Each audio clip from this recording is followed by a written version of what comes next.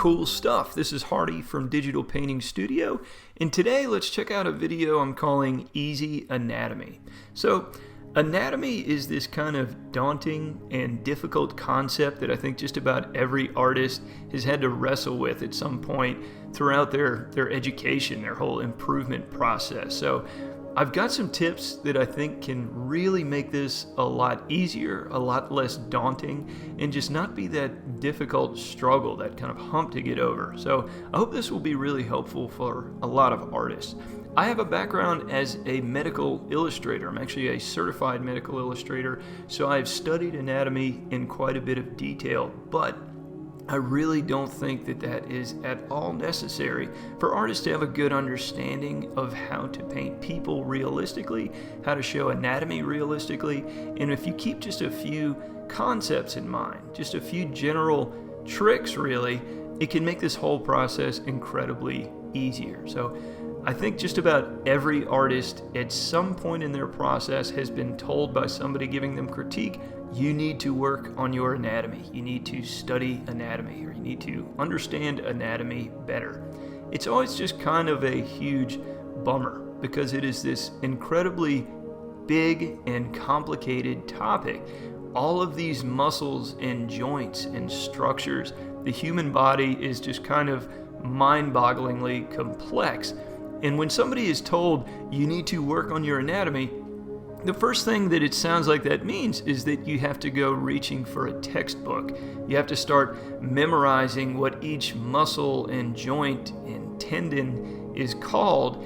And I think that really just kills a lot of the excitement that a lot of artists have. It kind of just takes the wind out of a lot of artists' sails when they realize that it's going to take so much study and book learning if they want to be able to draw realistically. So what I'm hoping to do today is kind of get rid of that notion for a lot of artists.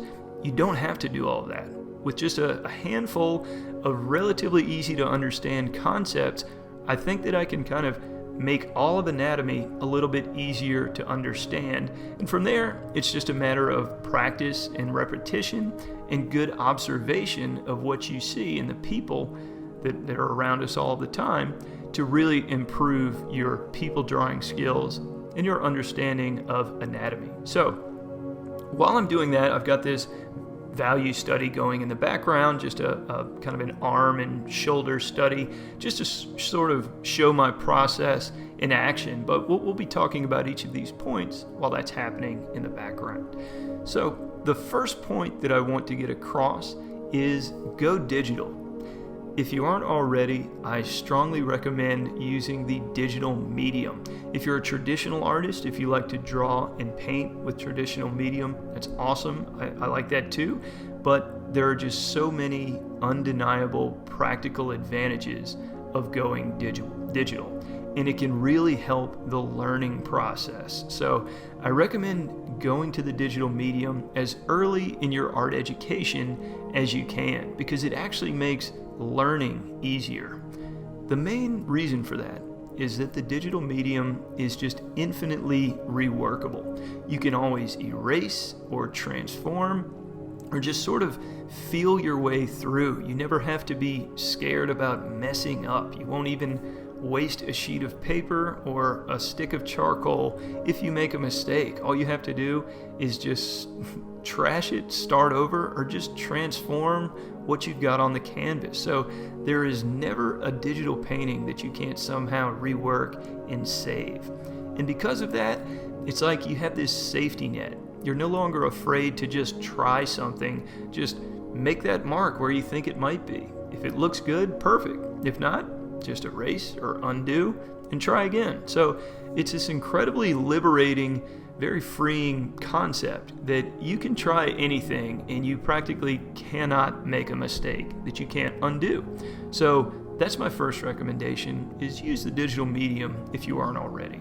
Another great part of this is the Liquify tool. Now, just about every app has some version of this, but Liquify in Photoshop is really, really useful because all of those proportion issues that end up being a problem for a lot of beginning artists, those can all be fixed with Liquify. So even if you're at the very end of a figure drawing or a character piece, and something is off, if say the head is too big or the arms are too long, you can just use Liquify to kind of move things around until it all looks right. So a lot of anatomy education videos seem to be teaching all of these hard and fast rules about how to measure out how long the arm should be, how many heads tall a body should be. My recommendation is just kind of do what feels right. And if it doesn't seem right at the end, just fix it with Liquify. It's as simple as that. That's the exact process that I use. I almost never measure things out with any kind of a technicality. I just feel my way through. When it looks right, I proceed. And if at the end of the process, or anywhere in between really, if I notice something looks off, I'll just Liquify it until it seems fixed. So a very helpful tool. Another great thing about the digital medium is you can flip your canvas. I actually have a keyboard shortcut set up just for that I customized because I like to flip the canvas so much. This is really great because it can sort of make things seem fresh and new in your mind's eye. It kind of instantly makes your figure drawing or your character seem like something new if you're just looking at the flipped reflection of it. This comes from kind of an older traditional technique where you look at your artwork with a mirror. You kind of look at the reflection to see if there's some proportion issue going on. If something doesn't seem quite right, but you can't put your finger on it, flipping the canvas and just looking at the reverse of it, it makes that leap right off the page. An incredibly handy tool. So those are all of the huge advantages of the digital medium. That is my first point that I want to really get across to beginning artists, is that digital is the way to go if you want to learn how to draw people quickly and easily. Now the second point that I want to talk about is muscles. Now we are not going to that anatomy textbook. I'm not going to make you start learning muscle names or anything like that. This is just a broad general concept about muscles and what they do and how their function really dictates their form. So the first thing to understand about muscles is that muscles span joints. They actually go across the joint. In fact, anywhere on the body where you see a muscle mass, like the shoulder, the chest, or even that bicep muscle, that muscle is actually making the thing next to it move. So your bicep, it doesn't make the part of your arm where your bicep is move, it actually makes your forearm move. It's controlling that elbow flex. So, because of that idea where we have muscles crossing joints, it kind of makes you realize that we don't want it to just be this big, round, bulky, round thing. It's actually more of a strap-like shape that needs to kind of flow into the part of the body next to it. So we see this all over the place. The bicep, it kind of crosses the elbow and flows into the forearm. Those chest muscles, the pecs, they flow out into the shoulder so that they can make your arm kind of move inwards. So anytime you see a muscle mass, it really shouldn't look like it's self-contained little round object. It should look like it's kind of spanning that joint. It's kind of reaching out towards its neighbor. Now, once you understand this idea of muscles kind of flowing out into the structure next to it, it really frees you because suddenly you can make all kinds of creatures and aliens, things that aren't even real. You can give them realistic, plausible looking anatomy just if you know how to make muscles look like they're moving into the structure next to it. Make it clear that this muscle is what flexes this part of the body. After all, that's what muscles do. They just contract and kind of pull together. They go from a long, thin shape into that kind of rounder bicep Popeye muscle shape. So that's an important concept to really remember about muscles. They kind of flow into the shape next to them, and they span joints and move the thing that is next to it. That single concept, I think, can make so much anatomical art easier to reach, so that's a really powerful one to keep in mind. Now, my final comment about anatomy, this final trick that I want to leave with you all, is actually a practical rendering technique. So when you're actually making marks and creating something that is looking like realistic anatomy, this is the concept that you need to keep in mind, and that is value edges. Now, we all understand value. It's light and dark. If we look at this sphere, it's kind of how we have a light source lighting up a highlight side, which falls away to a core shadow, and then we have that bounced light, that reflected light, coming off of some other surface, like the floor, for example. Well, that is great, and that is really kind of the core idea of value. It's how we give that illusion of 3 dimensions. But when we are painting anatomy, when we are making some organic form, value edges are just as important. In fact, this might really be the single greatest key to making something look alive and organic.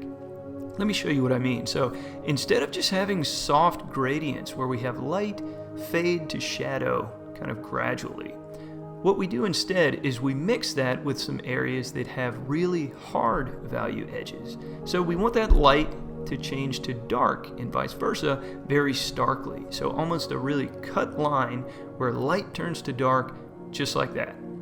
So if we look at our anatomical study here, our shoulder and arm, there are a lot of places where that is happening. And we have plenty of soft value edges, like the curve of the bicep, or just the way the forearm is mostly just a smooth cylinder. But check out all these other areas that have really hard value edges. We have some really sharp transitions from light to dark, like that cut edge of that bicep muscle, or kind of the area on the hand where the 2 parts of the palm of the hand kind of come together. There's a really sharp cut from light to dark. Up in the armpit, where that chest muscle kind of flows out towards the shoulder, we've got a really stark edge where light turns to dark. This is how you make muscles look like they have that really toned, kind of ripped muscle look. It's kind of how you make all kinds of details like 6-pack abs and all kinds of other organic details. It's how you make it look like there are tendons beneath the skin on the wrist. Since that hand is squeezing really hard, it's making those tendons pop up. All of that is achieved with these hard value edges, so these really stark transitions from light to dark.